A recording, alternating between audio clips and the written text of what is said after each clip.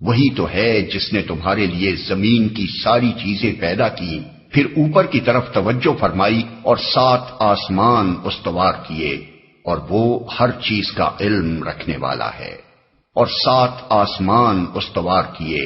7 آسمانوں کی حقیقت کیا ہے، اس کا تعین مشکل ہے۔ انسان ہر زمانے میں آسمان یا بالفاظ دیگر ماورائے زمین کے متعلق اپنے مشاہدات یا قیاسات کے مطابق مختلف تصورات قائم کرتا رہا ہے، جو برابر بدلتے رہے ہیں۔ لہذا ان میں سے کسی تصور کو بنیاد قرار دے کر قرآن کے ان الفاظ کا مفہوم متعین کرنا صحیح نہ ہوگا۔ بس مجملاً اتنا سمجھ لینا چاہیے کہ یا تو اس سے مراد یہ ہے کہ زمین سے ماورا جس قدر کائنات ہے اسے اللہ نے 7 محکم طبقوں میں تقسیم کر رکھا ہے، یا یہ کہ زمین اس کائنات کے جس حلقے میں واقع ہے وہ 7 طبقوں پر مشتمل ہے، اور وہ ہر چیز کا علم رکھنے والا ہے۔